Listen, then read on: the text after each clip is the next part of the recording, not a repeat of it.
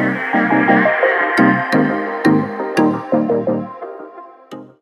hello guys, welcome to my channel PharmaCare. So today our topic is histamine. So basically आज हम लोग यहाँ पर हिस्टामाइन का सिंथेसिस, स्टोरेज एंड डिस्ट्रैक्शन, ये कैसे मेटाबॉलिज्म होता है, सब कुछ हम लोग यहाँ पे देखेंगे.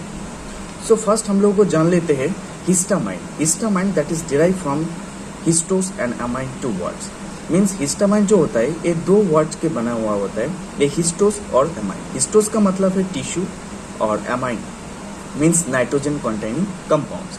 So histamine is also known as tissue amine. So as you know that the histamine that's derived from two words, histose and amine. So we can also say that it is a tissue amine. Now ये कहाँ पे मिलता है? It's found in all the organs and tissue of human body. हम लोग के human जो body है जिसके अंदर all tissue and organ के अंदर इसको मिलते हैं, ठीक है. Now it's also found in other animals and बाकी जो एनिमल्स है एंड कुछ प्लांट्स में भी ये मिलता है. नाउ हम लोग पढ़ेंगे इसका स्ट्रक्चर. सो बेसिकली ये जो हिस्टामाइन है, इस स्ट्रक्चर में एक मेन जो रिंग है वो है इमिडाजोल रिंग, जिसको कहता है 1H imidazole ring. And at fourth position यहाँ पे आप लोग देख सकते हैं 1, 2, 3 एंड 4. एट फोर्थ पोजीशंस एक सब्स्टिट्यूट के साथ जुड़ा हुआ है जिसका नाम है 2 अमीनो इथाइल ग्रुप. 2 अमीनो क्यों, यहाँ पे 1 एंड 2 सेकेंड पोजीशन में अमीनो ग्रुप ऐड हुआ है, मतलब जुड़ा हुआ है, इसीलिए इसका नाम है 2 अमीनो इथाइल ग्रुप. एंड इसका आईयूपैक नेम है 2 इमिडाजोल 4-वाइल ethyl amine. Now come to the point on biosynthesis of histamine. So histamine का कैसे सिंथेसिस होता है? So basically histamine ये सिंथेसिस होता है Golgi apparatus and mast cell के अंदर, and also Golgi apparatus of mast cell, sorry, जो गोल्गी apparatus होता है मास्ट सेल के और बेसोफिल का, तो उसके अंदर ये सिंथेसाइज होता है by some enzymatic decarboxylation reactions of basic amino acid histidine, L histidine. Okay, so L histidine से हम लोगों को मिलता है. सो बेसिकली ये कहाँ पर सिंथेसाइज होता है? मास्ट सेल के अंदर एंड बेसोफिल के अंदर, and basophil and mast cell के अंदर जो गोल्गी apparatus है उसके अंदर ये सिंथेसाइज होता है.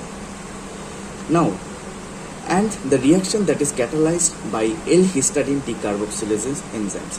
So यहाँ पर decarboxylation reaction के थ्रू जो एंजाइम हम लोगों को रिक्वायर्ड होता है जिसका नाम है L-histidine decarboxylase enzymes. That is also and also we have to require that is cofactor pyridoxal phosphate. So इस रिएक्शन के दौरान हम लोग को अनदर कोफैक्टर रिक्वायर्ड होता है, मीन्स एल हिस्टाडीन से हिस्टाडीन बनने के लिए, जो जिसका नाम है pyridoxal phosphate. And this is the simple reactions. यहाँ पे आप लोग देख सकते हैं कि यहाँ पर एल हिस्टाडीन है जिसको मतलब जो अमाइनो एसिड है एल हिस्टाडीन, ये अमाइनो एंड एसिड ग्रुप जुड़ा हुआ है. So that is L histidine amino acid. From L histidine amino acid we can get the histamine through the decarboxylation reaction. Means L histidine से हम लोगों को histamine मिल सकता है डिकार्बोक्सिलेशन रिएक्शन, एंड उसके दौरान हम लोगों को जो एंजाइम रिक्वायर्ड होता है उसका नाम है एल हिस्टाडाइन डिकार्बोक्सिलेसिस एंजाइम. एंड इसके साथ हम लोगों को अनदर कोफैक्टर रिक्वायर्ड होता है ये रिएक्शन को दोहराने के लिए, जिसका नाम है pyridoxal phosphate. So after that we can get histamine and carbon dioxide that is evolved out. Now come to the point on storage of histamine. So histamine कहाँ स्टोरेज होता है और कैसे स्टोरेज होता है? तो यहाँ पर हिस्टामाइन बेसिकली मास्ट सेल के अंदर एंड बेसोफिल के अंदर स्टोरेज होता है. Generally in mast cells it is stored in secretory granules as a complex with the acidic residue of prostaglandin heparin. So prostaglandin heparin का complex form में ये secretory granules में ये क्या होता है? स्टोर होता है. Now and in basophils it is present as a complex with the chondroitin sulfate. So chondroitin sulphate के साथ एक कॉम्प्लेक्स फॉर्म करके बेसोफिल्स जो होता है ब्लड सेल्स, तो उसके अंदर ये प्रेजेंस होता है और स्टोरेज होता है. नाउ लास्ट हम लोग पढ़ेंगे डिस्ट्रैक्शन ऑफ हिस्टामाइन. तो हिस्टामाइन का कैसे डिस्ट्रैक्शन मीन्स इसका मेटाबॉलिज्म होता है. So now histamine that is synthesize locally, हम लोग को पता है ये लोकली ये सिंथेसाइज होता है. एंड किससे सिंथेसाइज होता है? ये हिस्टाडीन मीन्स एल हिस्टाडीन से सिंथेसाइज होता है.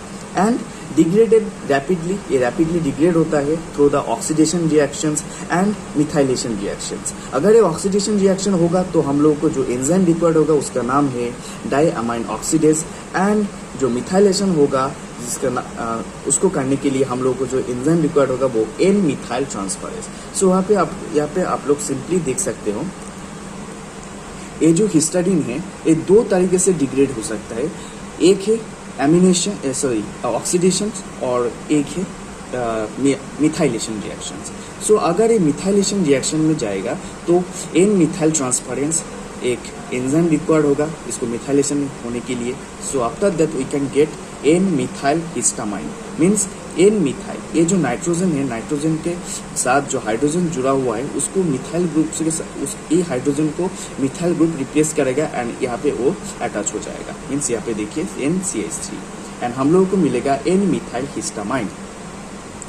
नेक्स्ट ये N methyl histamine oxidation reaction के थ्रू जाएगा एंड हम लोगों को इस ऑक्सीडेशन करने के लिए एक एंजाइम का जरूरत है जिसका नाम है monoamine oxidase enzymes, and after that we can get N methyl imidazole acetic acid. Okay, so यहाँ पे कहाँ पे चेंज हुआ है, यहाँ पे monoamine oxidase enzymes means that कि अमाइन ग्रुप चेंज होगा मोनोअमाइन ग्रुप।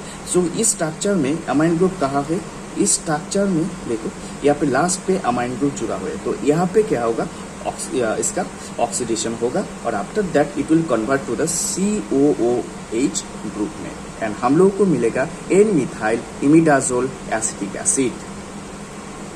एंड अगर a histamine directly oxidation reaction के अंदर गया मीन्स डायमीन ऑक्सीडेज एंजाइम्स के प्रेजेंट में, सो एक क्या फॉर्म करेगा, इमिडाजोल एसिटिक एसिड फॉर्म करेगा। सो यहाँ पे ऑक्सीडेशन हो रहा है मीन्स ये जो अमीन ग्रुप है इसके साथ जुड़ा हुआ है तो इसमें क्या होगा, ऑक्सीडेशन होगा। ऑक्सीडेशन करने के बाद यहाँ पे ये इमिडाजोल एसिटिक एसिड फॉर्म होगा। This is CH2 COH and NH। So this was for today. So next video में हम लोग डिस्कस करेंगे हिस्टामाइन रिसेप्टर का डिस्ट्रीब्यूशंस, टाइप्स एंड रिसेप्टर का जो फंक्शन होता है वो सब कुछ हम लोग नेक्स्ट वीडियो में डिस्कस करेंगे। So thank you.